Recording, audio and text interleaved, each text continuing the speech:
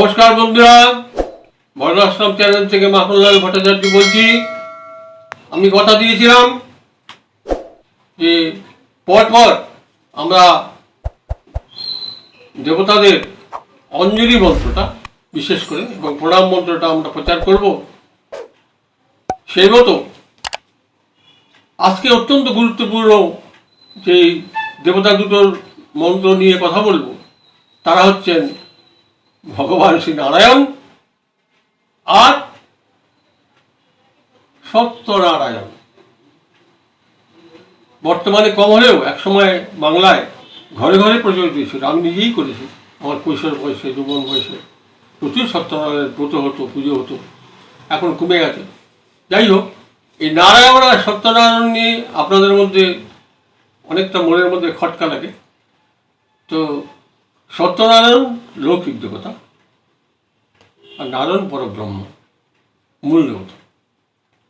তাহলে এইটুকু বলছি আমি। যাই হোক, নারায়ণকে নিয়ে তুষ্ট করা নিয়ে তেমন কিছু বেশি খরচাপাতি করতে হয় না, সামান্য জিনিসেই তুষ্ট হয়। জল ফলেই তুষ্ট, তুলসী পাতায় তুষ্ট, এরকম ব্যাপার। যাই হোক, আপনারা নারায়ণের প্রতিমূর্তি জানেন, সেটা নারায়ণ শিলা জানেন, সবাই স্পর্শ করে না। শূদ্র স্ত্রীলোকের অস্পৃশ্য।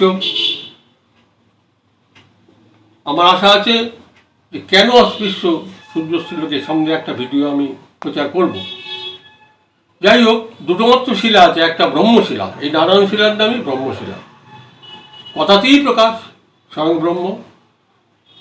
তো ব্রহ্ম তো নিরাকার, তার তো কোনো রূপ নেই। যখন সাকারে আসে তখন একটা শিলা রূপ, এই শিলাটাই ব্রহ্ম। আর সব দেবদেবীর দেখুন নানা রকম মূর্তি আছে। নারায়ণের মূর্তি কি বলতে পারবে না কেউ, বিষ্ণুর মূর্তি বলতে পারবে।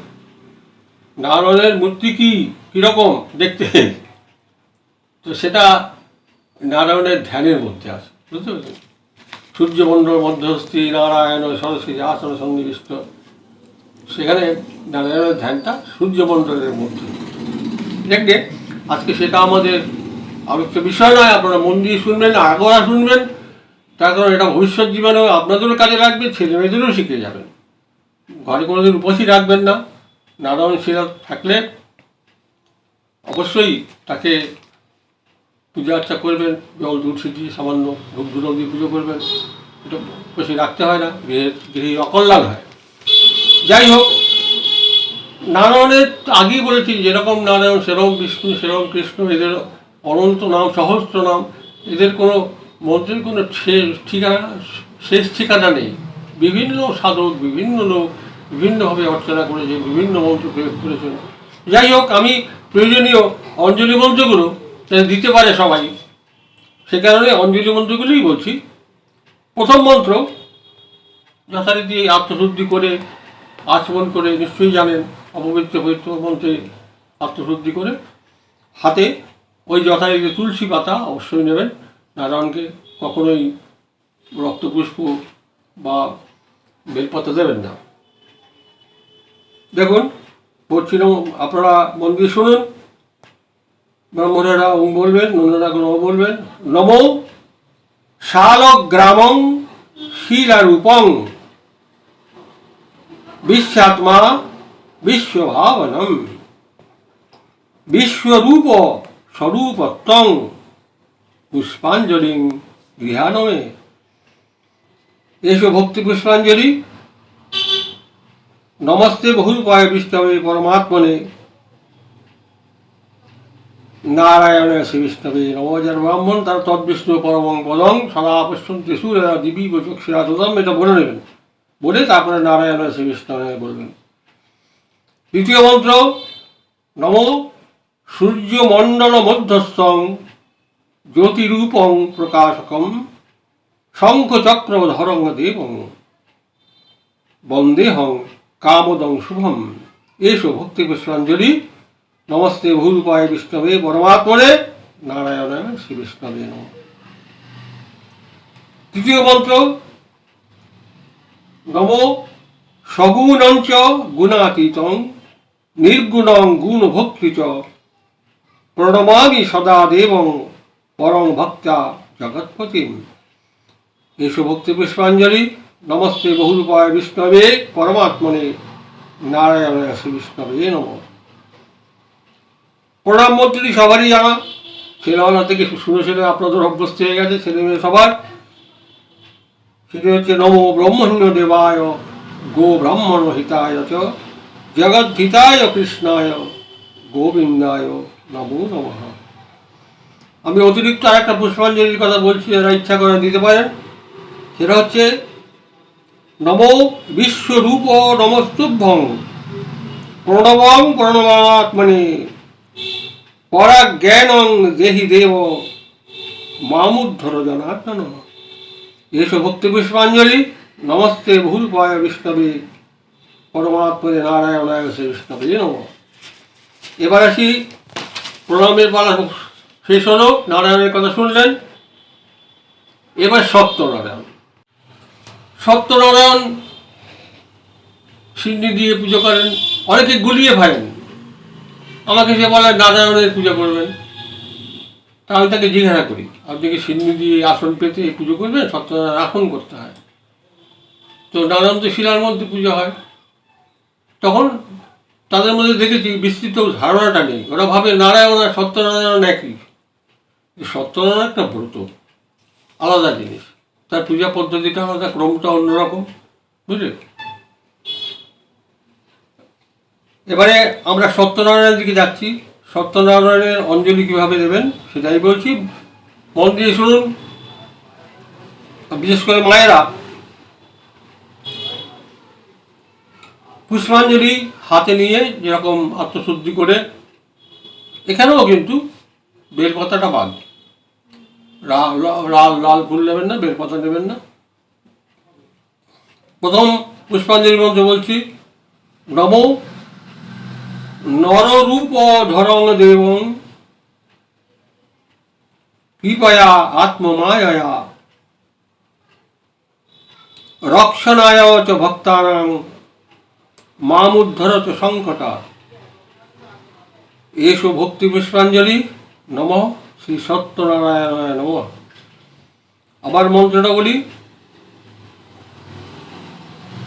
নমো নররূপ ধরং দেব কৃপয়া আত্মমায়া রক্ষণায় চ ভক্তানাং মামুদ্ধর চ সংকটা। এসো ভক্তি পুষ্পাঞ্জলি। নমঃ শ্রী সত্যনারায়ণায় নমঃ।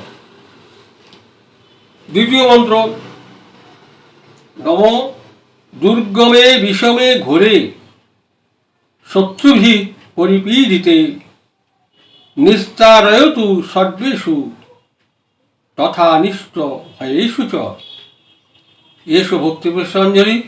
নমঃ শ্রী সত্যনারায়ণায় নমঃ। তৃতীয় মন্ত্র, নমো অবোভং পুণ্ডরীকাক্ষং নৃসিংহং দৈত্যসূদনম ঋষিকেশং জগন্নাথং বাগীশং বরদায়কম। এসো ভক্তি পুষ্পাঞ্জলি। নমঃ শ্রী সত্যনারায়ণায় নমঃ। এবার প্রণাম মন্ত্রটা বলি।